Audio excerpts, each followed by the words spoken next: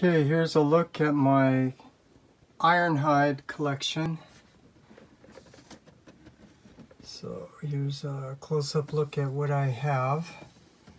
And what I want to do is go over these figures and share some of my thoughts on them. So as always, I like to start off with the original. This is the original G1 Ironhide. So let's just take a quick look. And this obviously doesn't look G1 accurate. And that's because this was originally a Diaclone figure that actually came with these little micro figures that you could put in here that controlled these vehicles. So that's why it looks like this. But it's interesting how they based the cartoon character off of this. So they gave him a head and tweaked a lot of things. So that's just interesting how and why they did that. But fortunately, this is the Takata reissue where they gave you a paper cutout where you could put in here so he has a head. But I actually got a third-party accessory, this head that you can attach. So this is kind of cool, and it gives you a slot where you could put it on the seat, attach it, and now the G1 Ironhide has a head. Misproportioned, so you kind of have to manipulate this to look a little bit more robot proportionate. And this is the best that you can get for a G1 Ironhide that looks kind of like the cartoon. And it does kind of mesh in better with the other G1 figures. So that's just a quick look at the original G1. And after G1, there was the C.H.U.G line. And C.H.U.G stands for Classics Henkei Universe Generations. So during that era, this is when this figure came out. And during this time, what they were designing was figures to represent the original G1 character, but not quite G1 accurate. And so you can see that they put in a lot of their own detail. And if you recognize that, you can kind of appreciate all the detail, the nice shapes. So that's kind of what I like about the C.H.U.G line, is that they're very unique in that, you know, they represent the G1 character, but they have a lot of their own design. Even the early Masterpiece by third party also were implementing that same thing, making it look like the cartoon, but putting in all these extra details. So that's a quick look at the original C.H.U.G line. This is the Takata Henkei version, which is better than the Hasbro version in terms of paint and color. And I did have to kind of custom paint it to be a little more G1, but I don't want to get on to that. That's the C.H.U.G line. Then real quick after C.H.U.G, we got the Hasbro Power of the Primes. That was an awful figure, put it plain and simply, so I never got it, thankfully. Then there was the War for Cybertron Siege, which was based on the War for Cybertron cartoon series. So I didn't get it because it didn't look G1. But then there was the War for Cybertron Earthrise, And this one started to kind of look a little bit more G1, but you know, there's a lot of details and things about this that was not perfect to G1. So, and Hasbro always does things like this center wasn't painted, so I had to paint that red and put a Autobot sticker there. And then I had to paint his whole hip area gray. I can't really fix these black fist and shoulders to be a dark gray to be more cartoon accurate, but those are some of the little nitpicks I have with the retail line. But you got to understand, this is what Hasbro market strategy team does. They purposely make these things not quite perfect to G1 like some collectors want. That way they can reissue them. So this is the Studio Series Ironhide.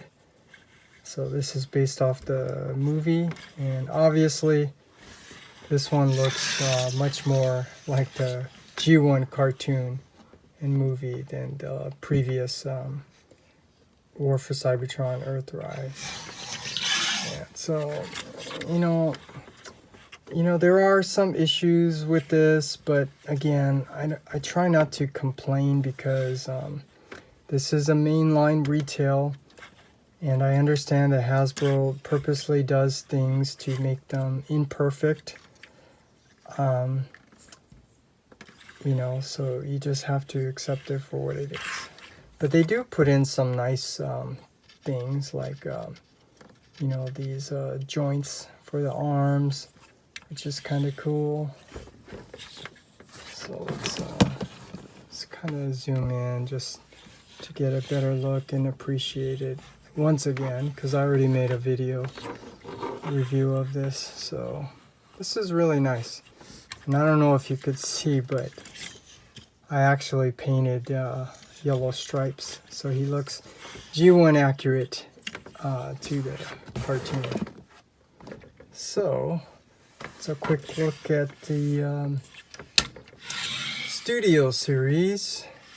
And then, of course, there are the Masterpiece. And what do I want to say here? This is the official Takata version. I mean, they did, I think Voodoo made one. That I had to keep thinking over and over, but I never got it, thankfully. And that design was based on the old Masterpiece design, which was trying to be more like integration of realistic and cartoon.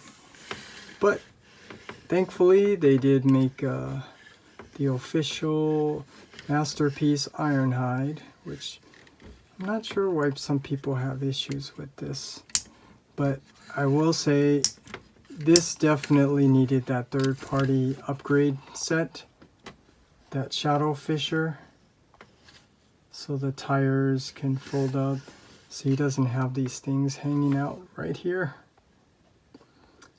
And it does make the figure look much better. So this is the Masterpiece version, and he does come with quite a lot of accessories, and which I'm not going to show here because I'm not reviewing Masterpiece Ironhide, but just getting a nice look at him. It's really nice. So let's put these back, and what I have. And then we will come down to the legends. So the first legend I think they made, this is Mech Planet Hot Soldiers Ironhide. And you know, when this came out, this was actually really cool. And their Optimus is really nice too. So this was kind of early on Legends. They did a pretty good job of making this look, you know, G1. But obviously New Age and Magic Square are doing a better job now. But that's a quick look at that. And speaking of New Age and Magic Square, here are the other legends, or what I like to call masterpiece legends. So you can see this is really nice. Start with, this is New Age first version of Ironhide. And you know, I think I've already pointed out one of the challenges New Age faces with how well they make these figures is because they were too ambitious with trying to make it really small. And so that causes a lot of challenges. But they do a really nice job making it look pretty nice. And their paint finish and quality of the plastic is definitely better than Magic Square. But this one, they obviously didn't like it for some reason, maybe these little details here. So they are remaking a 2.0 version of Ironhide. And so I am kind of looking forward to getting that, even though I personally think Magic Square has won the Masterpiece Legends collection. Because you just take a look at this, can you say, this definitely looks G1 accurate. This is better than the Studio series and even better than the Masterpiece. So yeah, I don't want to start rambling, but you know, I'll just end by saying that that's better than the retail and much better than the Masterpiece, in my opinion. So that's basically my collection, but you can't have any of these without the original G1. So that's basically what my collection is mostly composed of. G1, the C.H.U.G also, the current Mainline, the Masterpiece, and the Legends Mini Masterpiece. So that's my collection of Ironhide.